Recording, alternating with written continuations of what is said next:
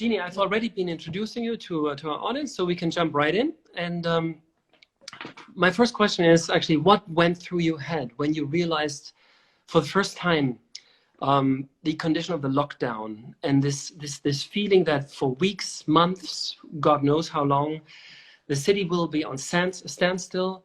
What did you think then could this have as an impact on your discipline, on making buildings, cities, planning schemes, and so on? Well, you mean like the very first day, or? Yeah, the first time that you actually realized, oh, this is going to stay. Yeah. I think for me, I really thought that some things are going to change because, you know, there's just this whole new regime of living with others. And after my whole career of trying to get people into social interaction through architecture and cities, you know, I was thinking, you know, how will this change all that? And I mean, obviously we are social creatures and we want to be together, but there will be some differences. So, and as the tragedy played out, I kept trying to make the connection between climate change, the kind of natural disasters that were just happening last fall with fires and just everything that was the rising temperatures, everything was happening.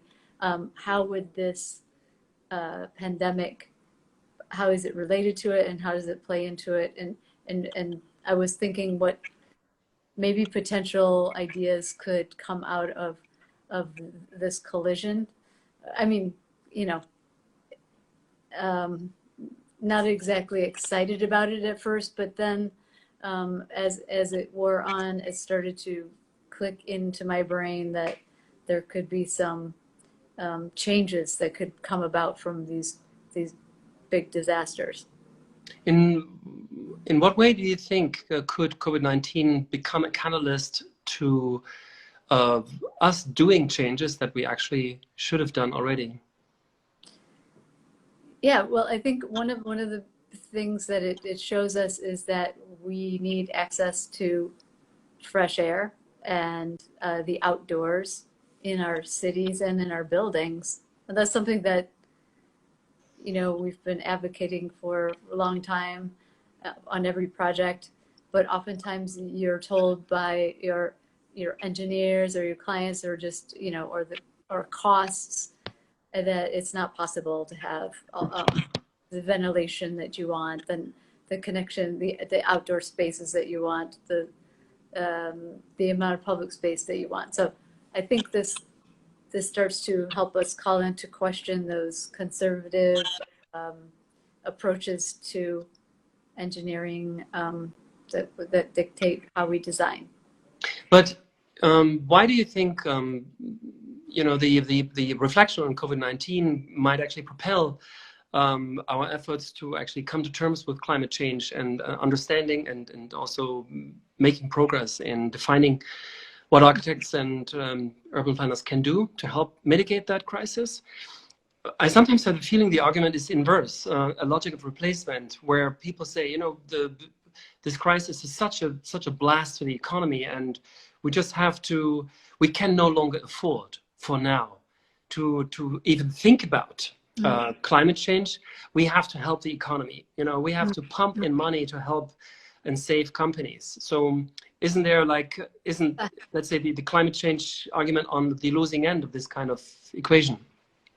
I don't think so, because I mean, what you have right now is three major things coming together. Like you said, the huge economic challenge, the fact of climate change, and the social issues that are now rising to the surface because of those pressures. And I think that's the time where, you know, it's not exactly fun, but this is exactly what we need to make everyone feel the urgency of acting on climate, you know, and at the same time, social justice, environmental justice, even. Because because, for example, we have the pressure of so many people losing their jobs and the economic being very dire. But at the same time, that has let people have the space to think about what they want to change in society. Mhm. And people are stepping out and advocating for that. Maybe they didn't have time to do that before, or too busy, or the lifestyle was such that it wasn't it wasn't urgent enough. It didn't seem urgent enough for Mhm. many people. But I think now everyone's had time to see what's going on. So are you confident that people will say, well, actually, I lived the past 3 months a kind of different lifestyle with less or no flying, fewer car traffic, and this and that. So maybe I could think about to do this even longer? Or do you think there is a stronger, compelling kind of force to say, I've had enough of this, I'm sick and tired of it, I want to go back to normal? No, I think everyone, I can't say, it's very hard to say anything with utter confidence right now because everyone's habits have been upended. Mm-hmm. But I do think that most people are reconsidering consumption patterns, travel patterns, even relationships to their own families. And they're questioning justice, throughout the world, and that to me, it's really exciting to see this kind of voices being heard and advocacy. Mm-hmm. I mean, I'm an architect and a designer, but I am a student of the city, and I really do think that our spaces help to shape how we behave, who we are, and so this is a chance to take these momentums and convert them into making the city that we want, making the kind of environment that we want to live in. Mm-hmm. So how do you think you as a designer can take advantage of this situation, of this kind of emergency situation, of this heightened perception of people to reflect on things they normally don't think about? What is the chance of this moment, or how can we, not waste a good crisis, as Churchill once said? Right. Mm-hmm. And many other politicians have said afterwards. It's true. No, Yes. I think it's a chance to look at the way that people are using the city for transportation and walking, bicycling, running. Now that we're able to move between spaces, many people want to take those forms of transportation rather than cars. Mm-hmm. Just getting in an Uber every time you want to go from A to B. And so it's so that's great because for a long time as urban designers we wanted to put roads on a road diet and make them less designed by more and more cars and make more space for people, and that's exactly what this crisis has made us forced to do. And now if people are forced to adopt something maybe they didn't want to in the beginning because it's too easy, but now everyone, I think they will see that they're seeing the health benefits of walking and biking, and so perhaps we can fast forward to a city that has much more space devoted for this kind of transportation as opposed to cars. Okay, so it would be a huge incentive to use more public transport, basically, or provide public transport in different kinds of scales. Yeah, I think there's got to be multimodal transport, and the space, like in Paris, for example, there was so much criticism of the mayor for introducing lots of different types of modes of transportation and making some streets into walking streets. But now this is an idea that will go fast forward and be adopted and accepted, I think. For public transport in terms of trains, this is something that has to be worked out. I think the idea of maybe it goes hand in hand with spreading out a little bit the workday, as people can do some work from home and some work in their common offices. The idea of spreading out the heavy traffic times on public transport goes hand in hand with that. It works well with it. I mean, one thing that you always hear is this kind of longing for, when this is over, we will be able to do this and that, right? So this is assumption, this is a momentary crisis, and then it will be over after 1 or 2 months or so, maybe 3, and then everything will be fine. But what we are seeing is actually that even in Korea or China, that went through this much earlier than the rest of the world, the virus is creeping up again. So there's waves and come up time and again. So it seems to be something that is almost, you know, here to stay for some time until we have a vaccine and so on. So the question is, if we, I mean, should we think about ways of transforming our environments in a way that allow us to live through lockdown conditions at a more everyday kind of way? I mean, for instance, where it's no longer the crisis for the next 4 weeks that we can see the end of already, but where we have to think about maybe this winter we will be living in lockdown. And if you take that scenario, what do you think would need to change, for instance, in the places we work in or the places we live in, actually? Especially the apartment has become, of course, a crucial environment now because people spend so much time in it. Right. I do think that, you know, some of the reason why these pandemics are arising is because of stresses that are put on the environment and climate change. And so, you know, even if we have a vaccine, that doesn't mean that those stresses on the environment are going to necessarily decrease. You know, we have to change our use of fossil fuels and habits and all of those things together. So yes, I agree with you that for the foreseeable future, there could be this kind of situation again. But the thing, my point of view is that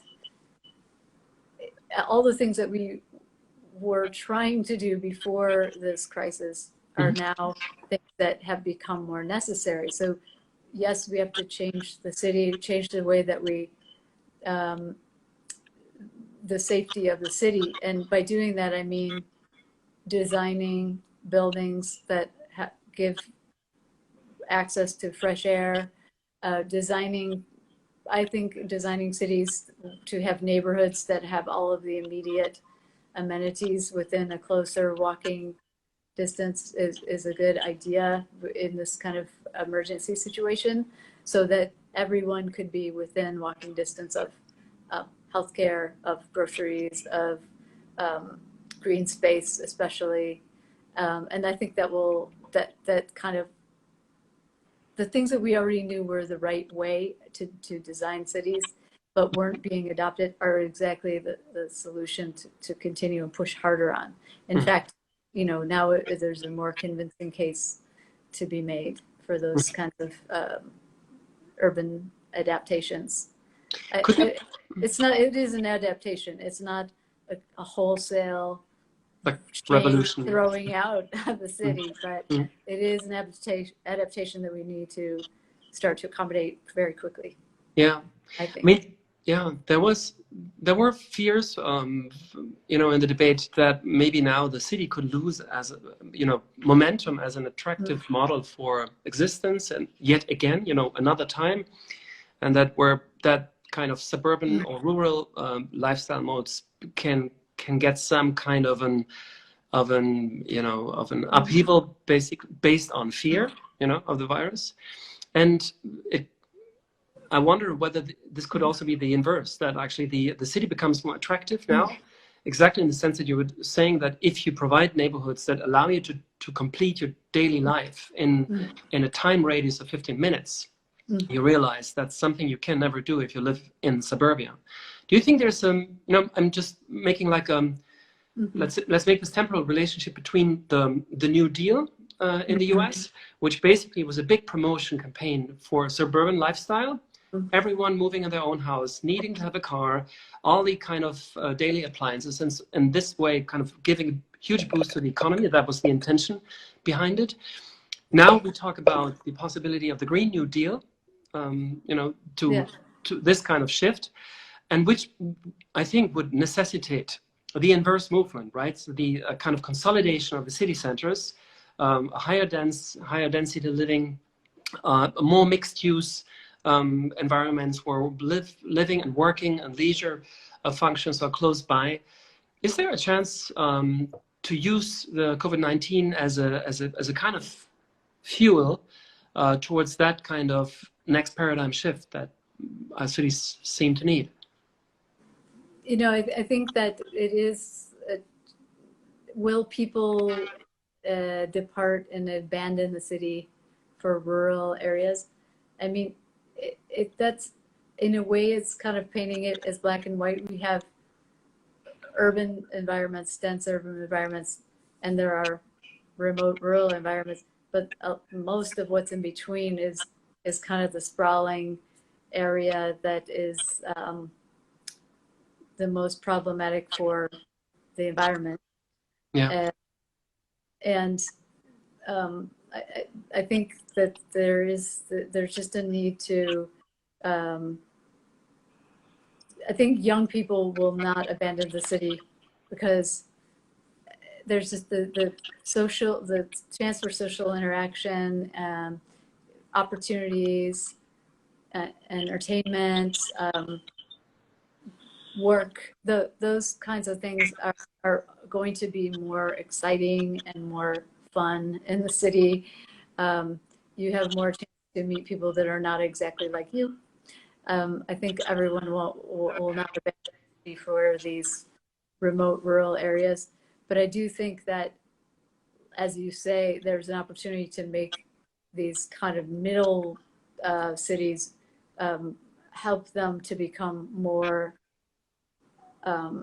condensed, so that the living areas have access to the fundamentals within walking distance. And it really, I think, I mean, health emergencies, for one example, require, you know, you don't want to be stranded far away when there is a health emergency. You need access to healthcare. So I know a lot of people that left cities during this COVID-19. They were weighing in their mind, well, should I be in a remote area with no access to the best healthcare doctors and or, you know, just by getting away from everyone, you know, there's risks in that too. I don't think that people will be abandoning the city. I do think it is an opportunity to improve our living environments, especially in areas that don't already have this walking amenities within the 15-minute city. Yeah, but let's take a concrete example like Chicago. So when I recall walking through Chicago, I felt there was this strong kind of dichotomy between the very dense core of the city, which is really bustling and very urban and lots of mixed lanes. And then you have this belt of residential neighborhoods set up pretty much 100% residential. Yeah. And when you, I mean, how would you start transforming a neighborhood like this and make it more complex in the sense that you were describing it? I mean, how can residential neighborhoods become 50-minute cities? Yeah, you know what? We're working in a lot of cities that are like, you know, Chicago. Even if you're in a residential neighborhood, there's access points and there's ways to get to the things you need. But I'm really thinking about cities in the middle of our country. Like we're working right now in Memphis, for example, which is a smaller city located on the Mississippi River, and you know, there isn't a lot of money to just pour into making the most beautiful city. So what we've been doing as designers is try to identify what the assets already are and try to make them work harder. So having multiple uses. For example, like if you have a a recreation center that was built at the turn of the century for recreation, but now there's very little funds from that city to be able to maintain it. Why not turn this into a place that's more like an overall health center? So it has recreation, access to healthcare, maybe healthy food. Start to cluster the amenities that are already there, but use the assets, the architecture that's there, the public space that's there, to deliver those services and activities to the public. And so I think it forces, in thinking like that, it's about, I always like to say, start with what's there. You know, look at what you already have in a city and try to get more out of it. And you know, especially in times where there aren't huge budgets for, you know, I'm just speaking of middle American cities. I don't know in Europe if you have the same stress on like public budgets, but here, you know, there are many cities that struggle. And so we've been working, and I'm really interested in, it can also be neighborhoods too, as you say, in bigger cities that are struggling.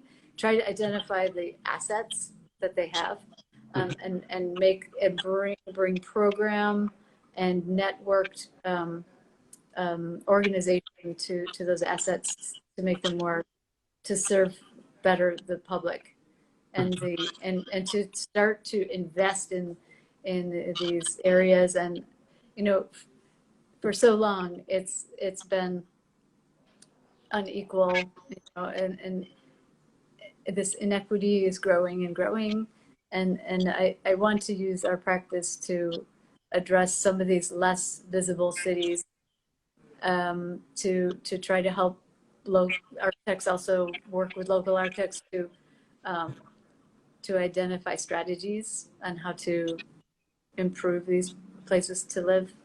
And another benefit maybe from the pandemic is that some companies have said already, like Twitter, for example, said that they would allow people to work remote indefinitely. So Wow. Yeah. I think those people are not going to go live in the rural countryside. They might want to go live where their parents came from, or where their friends were in Memphis. Let's say you're from Memphis, and pick Memphis instead of San Francisco. You know, this is what I'm thinking. I think it will allow these struggling smaller cities that have potential to actually draw in more people to live there, and make them denser places. As you say, Andreas, the density is an asset. We just have to have the right things to ameliorate the downsides of overcrowding, but overcrowding is not the same as density. Yeah, it's true. I'm very interested in the way that, for instance, home office would change both our understanding of the domestic space, but also of public space. Because the interesting thing is, now we basically use our apartment mostly just, you know, to sleep. I mean, you know, many people, they commute to work, so they spend an hour or a half to go to work, the same back. So you end up spending maybe like 10, 12 hours in your home. I mean, many people, which is kind of sad. In winter, they see it really in dark times. And if you were to do a lot of work from home, you would spend much more time at home. So how do you think this would change our notion of the home, and also let's say, the requirements that a home would actually need to fulfill? Yeah. One very obvious example is to allow people to be able to use their outside their home, even if they're on a multi-story building, with a balcony or terrace. Believe it or not, I mean, in tall buildings, it's not that typical to have balconies. I think people worry about they say that the people won't use them because they're too high up, or it's too expensive to put them on the building, or, you know, so there's always this kind of resistance to having balconies on large buildings. But, you know, we did it at Aqua Tower. It was 82 stories, and we put every floor has outdoor space. Mm. And what we found is it really attracted a lot of people that wanted to live in the city, but they were afraid that they would just be stuck in the elevator all the time. So, Wow. but it's really like having a porch where you would step outside and be able to see your Mm-hmm. neighbors maybe on another balcony. Mm-hmm. So anyway, I think that now there'll be a lot more openness to having this space and maybe desire for balcony space. Look what happened in Italy during the COVID-19. People use their balconies for all kinds of music and Yeah. communication. That's going to be more and more important. Okay, so it would make the apartment more communicative with outdoor space, right? And yes, that's first and foremost, I think, is really important for living space. Mm-hmm. You know, I also think there, you know, this, I don't know the answer really, but I think that how to create privacy within a small apartment is needed as well, and hopefully that doesn't mean that the apartments will be divided into small, very, very small spaces, but maybe there are things that can be done while you're working to help create. Yeah, I see. Okay, I mean, one thing that many people kind of fear when they hear home office is that they think they lose social contact, because for many people the place of work is the place of social exchange, and you meet people, you chat, and you kind of connect to the world. And when you no longer do that, and you work a lot of your time, or maybe all of your time at home, you would lose that kind of social dimension, right, of work. Could it be that this creates a bigger desire to be actually in public space, and a kind of urge to, after work, really go out and see the city and meet and interact with people? So could home office be a backward way to actually you know, activate public space and the use of public space, and even the desire for public space? It could be that I mean, I still don't think that people will abandon the office environment, especially creative people who live in the city and want to. I'm working on a competition right now, and it's so hard to do not together with my team, and with the, you know, we're using all the digital tools you can, but it's still not the same. You can communicate so much faster and more efficiently in person and make things together and think. So I still think that at least speaking for all creative people, we need to be together. There's a lot of other kinds of occupations that need to be in person in a space. I'm not giving up hope. I think that, you know, there are certain even people like we mentioned before that might move to Memphis that work for Twitter are probably going to look for social space with other workers that are doing similar things, I would think. But one thing I've started to think about right now, though, is that in general, I noticed that it's hard for most people to change. Even though we all say that we want change, it's hard for people to actually change. So moving to homework was very difficult at first, but people like got it and they adopted it. And now, you know, maybe it's going to be a little bit hard to get people to go back to work. Back to the office. Yeah. Yeah, but isn't this interesting? I mean, it feels like a kind of a live feasibility test on the scale of the society, right? And we didn't do this intentionally, but we had to. And now that we had to do it, we realized we can do, and it changes people's perceptions about various things. So this could be maybe the fastest paradigm change in the history of the city with regard to many things, couldn't it? Yeah. Yes. And it's still being sorted out. I mean, really, it hasn't been that long that this, and it hasn't been serious cold winter time, at least here in Chicago. We had some of it, but you know, it was pretty easy to get outside again.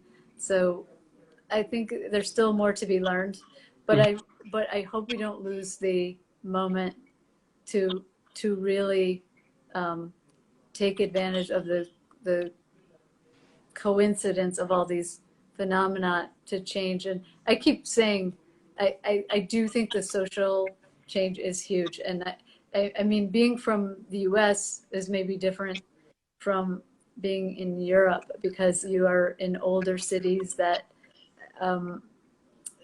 but I think there's still a feeling here, you know, we have huge problems with police brutality, and we have huge problems with there being injustice, racial injustice, and so there's change afoot, and that is finally exciting, because it's, you know, people are not accepting that we have statues of people who were slaveholders and who did terrible things, and people are not accepting. So this is a good moment to be in a democracy, to try to really get things moving on a better track, a more fair and just track. And I don't know, you do have protests in Europe. Are people talking about it as much as we are here? Yes, I mean, it's a very interesting discussion, because it basically antagonizes people between those who accept these measures, which obviously limit their civil liberties, the right of movement, for instance, the right to travel, and so on. And many people seem to have understanding, because they say it's for a greater good, it's for our public health, and we need to all make sacrifices in order to fight this. But then many other people, I don't know if it's many, but they're pretty vocal though, think this is an unacceptable way of some kind of backdoor dictatorship that's sneaking in our lives, and yeah, takes away what our forefathers have fought for. Yeah. You're speaking of protesting the confinement, or are you speaking of, because I was speaking of protesting racial injustice? Yes. So yeah, we have had protests against police brutality as well, and of course at a much smaller scale, and it was kind of unclear where these were sparked from. But it was shortly after you know, the last kind of dramatic developments in the US. So it's a little bit unclear how these two kind of debates or issues are actually related. If it's just a temporal kind of coincidence, or if there's actually some more causal relationship. What do you think? Well, I think that you know, disproportionately African Americans have been impacted by COVID. Disproportionately African Americans have been impacted by policies that do not, you know, to limit investment in neighborhoods where people live. Disproportionately have been treated unfairly with respect to housing. And I think what this moment has done is really to say that if everyone got out and protested about climate change with Greta Thunberg, why not step up with this social and racial injustice at the same time? So it's really a very important watershed moment here. And so it's up to everyone. It's not just a problem for them. It should be a problem for everyone to want that to be fair. Do you know what I mean? Because and to recognize that when there is already privileged areas. So I am really trying to see how these different problems are overlapping, and I think that it's a time of great upheaval and change, and it is related. the relationship is there, the inequity and the use of the abuse of environment as a resource. Could this be? I mean, this is so interesting that of course the racism is a problem, and it's known that it's a problem for a long time. We know this. The discourse in the US is strong and explicit about it, but for the longest time it seems like as if this is something that is there for all time and that it can't really change, or one had kind of given up hope that one could ever kind of overcome this this atrocity. Do you think that now this extraordinary moment of self-awareness, of social awareness, could help actually break that conundrum and get out of this gridlock and say, look, we've understood this. It's so plain to see. The reasons for this are clear.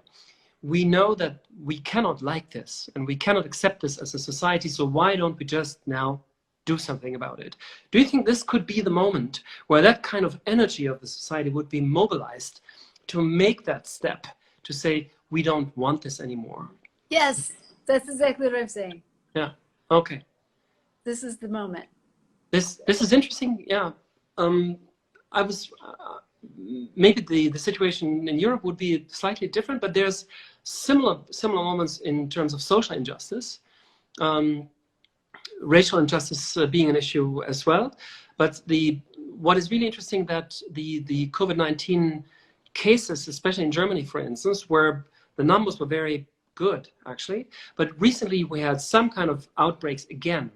And it was very interesting where that was. It was usually in housing developments that had an over-occupation, very often from foreign migrants with a fragile social status. So sometimes you have an apartment with 10 people living in them. So it's very hard for them to actually, I mean, live through a lockdown, for instance. And also, if somebody gets infected, the others are infected very quickly too. That was one thing. The other environment, interestingly enough, that sparked the highest numbers of new COVID-19 cases were slaughterhouses. Slaughterhouses in Germany have very often very precarious work assignments, where people from Eastern Europe are brought in to work there on very kind of precarious contracts. They're underpaid. They live in housing that is not dignified, with very few space, and the conditions to work in a slaughterhouse are very favorable for viruses to actually to multiply, because it's very cold. That helps the virus. It's very loud. That means people have to scream at each other to communicate, and obviously then when you scream, you disseminate saliva, and obviously this is prone to infection. So we have basically COVID-19 is this almost like it's like an X-ray of social and other diseases of a society, and makes them visible, that were invisible or kind of invisible before, and so it allowed us to pretend we don't notice it, and now we can no longer. Right. Yeah. Exactly, because I mean, for example, the whole issue of, oops, I think I lost. Wait a minute. I just need to change. Yeah, exactly. Andreas, no, I was thinking that, you know,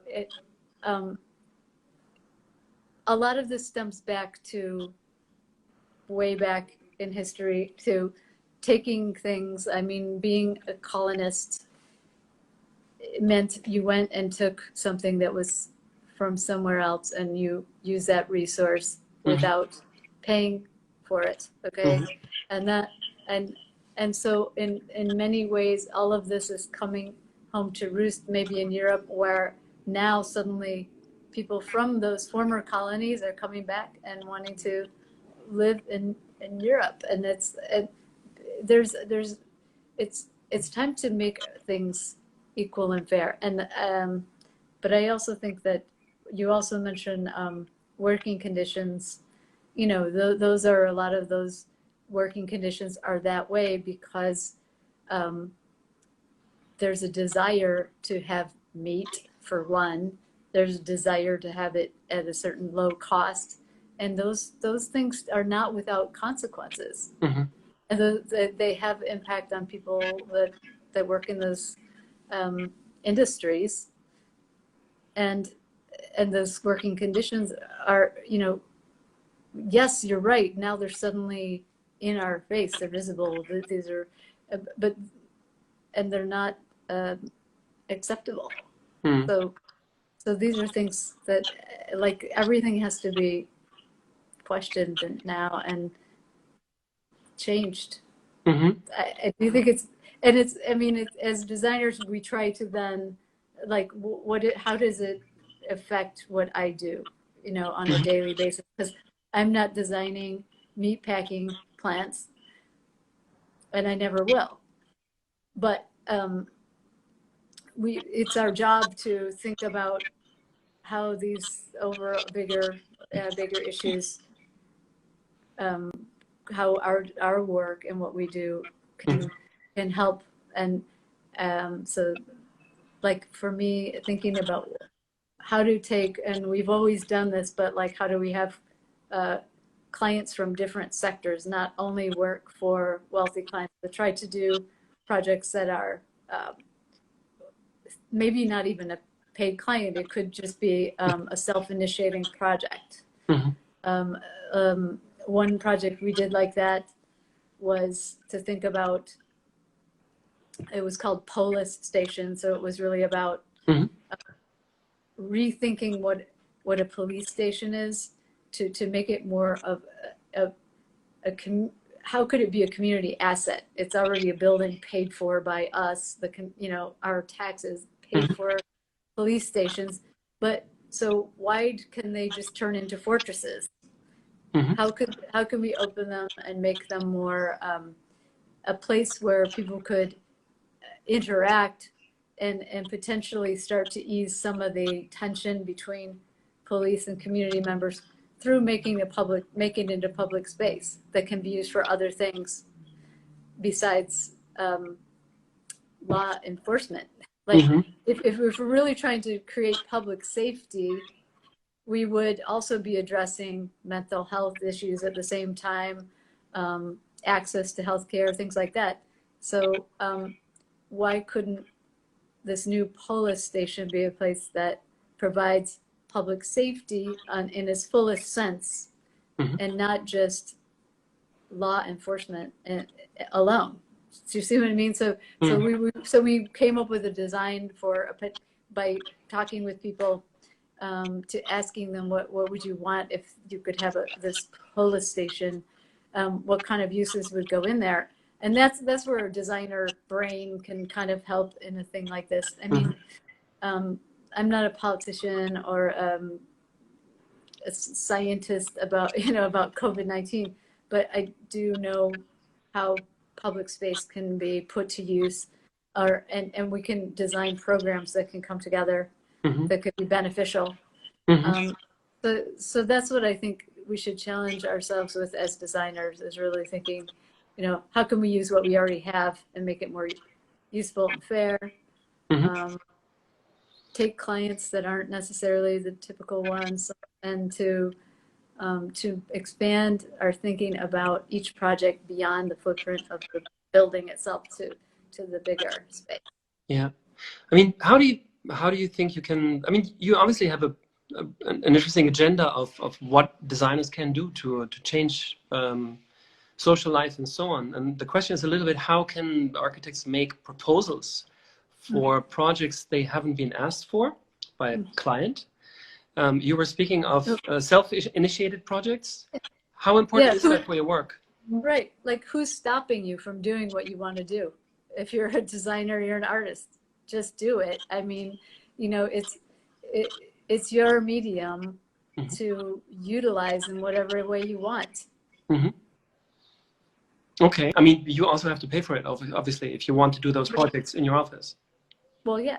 It's your, we have gotten grants before and things to try to, help get people to join us or whatever, but that's not what it's about. It's not about I'm not just an architect so I can get paid to do projects.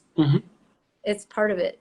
And we collaborate with the clients and amazing, talented people. And yeah, we have salaries to pay, but if you really want to do something, it's you just do it. Or you know, with like if you were an artist, would you not make art because you're not getting paid? Mm-hmm. Of course. Okay. Yeah. So I think it's easy enough. You just have to decide. Maybe the hard part is deciding where you want to Spend put your your energy. Yeah. Mm-hmm. But how important do you think is it actually for architects to address politicians? I mean, To address them? yeah, to address them and basically, you know, try to make them understand that design could be an instrument through which they could realize some of their political ambitions. I mean, oh, they know a guy that. like Rahm Emanuel probably would understand. They definitely know that Mm-hmm. I mean, architecture has been used by politicians for years and years and years, as we know. So, but I think if you know when people, what's beautiful about design and architecture is when people, everyone can see it and feel moved by it, and it's stronger than words in a way. So if you make a project that's about something you care about, you know, and we use images and spatial descriptions and like that is something that's universally understood, I think, and I think people will and then making those things real, I mean, then you need some you need some co-conspirators to make things real. But it starts with like, what is the vision of it? What could it be? And working, maybe if you really want to know what is needed, it's good to talk to people to find out what they need. So it's not, I don't think it's about just putting your vision necessarily like onto something. It really needs to be thought of by people that live there too.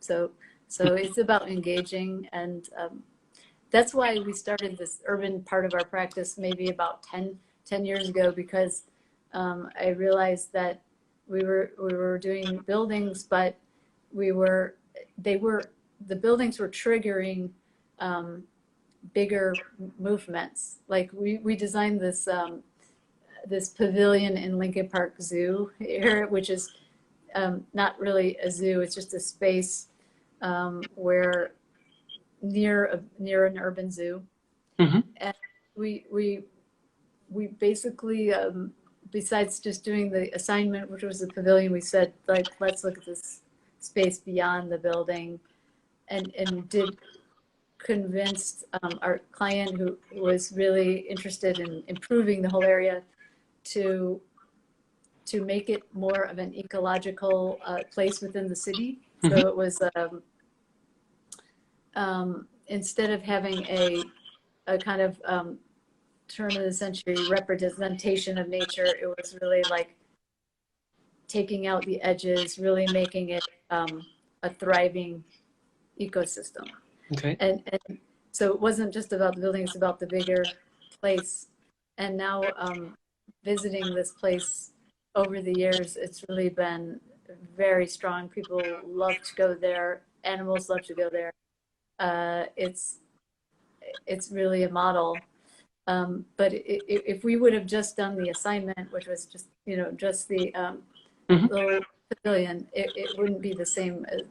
It really incorporates ecological approaches for stormwater management, for biodiversity, all these things together. Yeah.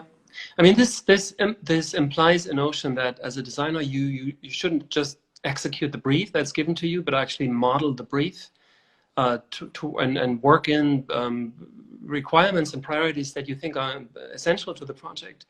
What do you think is the leverage that you have as an architect? For instance, one of our users here in the audience she asked the question: given the state of policing in America, would you still design a police station? Well, you know, I don't think, like I said, I don't think it should be just for police. And if, you know, people are talking here about defunding the police, Yeah. and which doesn't mean that there will be a society with no public safety. It just means, you know, the way that it is structured right now is not working. Yeah. And we need to rethink that. I would never design a jail. And some police stations have jails in them or holding cells. I'm not interested in designing jails in any way, shape, or form, and we will never do that. What our goal was with the police station was really to say, this is a public building that belongs to all of us. We can decide what we want to use it for. And it was kind of interventions on a building that already existed. But maybe it would be interesting for an architect to think about what does it mean to have public safety? Maybe it's not about, you know, just police. How do you create trust in communities? And can architecture play any part of that? Even if it's a small part, what would it be? So you would, rather than doing another police station or another prison, you would deconstruct that type of typology, trying to figure out how can the intended function of that be achieved in a more human way, right? Right, in a way that works for health and safety for a community. Yeah. I mean, one of the things we discovered in doing that project, which was, again, it was theoretical, but we were able to, what we did was we met with both the police and the community members in this area called North Lawndale, which is a part on the west side of Chicago that is has a violence, like police violence against, a lot of people were even afraid to go to the police station just to report a crime. So but it also had this potential of lots of young people there. And so when we met with both the police and the community members, we were trying to find the things in common. Because what had happened was, over time, the police ended up, they in the past maybe lived in a community where they policed, but that changed a long time ago, and they come in to work in this area, so they don't know who lives there. And so the idea was, if you could make a building, if you could take their building and program it to have activities that were appreciated by both the police and the community, that they both partake in, you start to build familiarity and trust ultimately. That was the idea. One of the things that they both said they liked was sports, and so we proposed using their extra parking lots as sport courts. And that was just one of the ideas. And you know, what happened was they actually, we proposed this, you know, and again, it was a self-initiated project, but immediately, like, the city wanted to build that. And and they did. They built a half court. It cost like $40,000 to take out the parking, put a half court basketball court, and it started being used immediately. So that was very positive.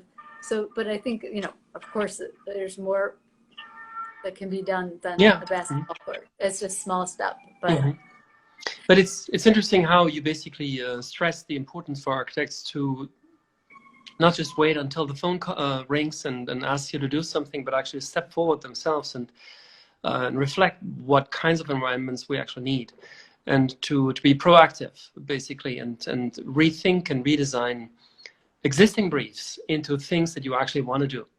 So I think that's a big encouragement for young designers to also really understand what could be more interesting than trying to become another star. I mean, how actually create influence. And sorry, no, you know, it's just to give another example for young designers. We did a project about the Chicago River that was really about improving the water quality and improving access to the Chicago River, which was a polluted kind of industrial river. And the reason why we did that was it was to get the book out in front of, ahead of this legislation that was happening, that was going to force the city to clean the wastewater before putting it back into the waterway. So it was about, there's a district that was trying to not do that improvement.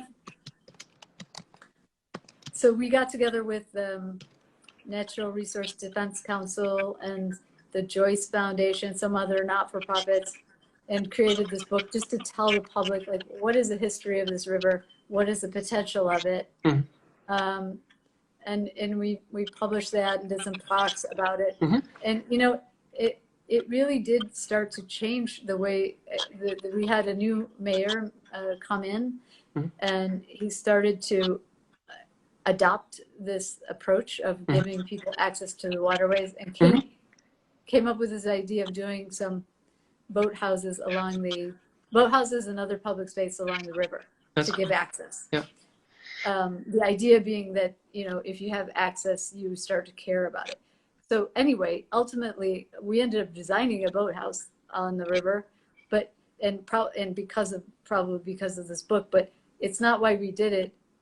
I didn't even think of a boathouse at the time we were doing it. We were just saying public access. But so all I'm saying is it's not, good things can come out of it for your design, you know, your design career, your design practice. It's not a reason to do it. Hopefully people do things that they just care about. But honestly, once you do that, then you somehow you are in a better spot to actually make a design become real. Like I said, I don't want to design a police station or a jail, but that was something that we felt was needed to look at. Okay, we have about a minute left. I think it's people have expressed actually in the commentaries while we were speaking a lot of interest for your work, and I just want to make them know that there's this new monograph on your work. It was published at Faden, I think. Mm-hmm. Is that correct? Yeah. So yeah, people should look at that and can get to know your projects in better detail. And a lot of things that I've looked at it, and I can recommend it as a further source. Thanks a lot for your time. That's very nice of you to say, given your history with making great books. Oh, thank you. Yes, no, it's super cool. So I want to remind people, next week I'm speaking with Eyal Weitzman. Next Thursday on 5 p.m. So he's in our show and currently running Under the Radar at the museum. And yeah, it'll be a very interesting discussion, I think, because there's a lot of interesting things to say as an architect working in different ways as an investigative architect. So tune in again. And thanks, Jeanne, for this wonderful conversation. Bye-bye. Thank you. Yes. Bye, everyone. Ciao.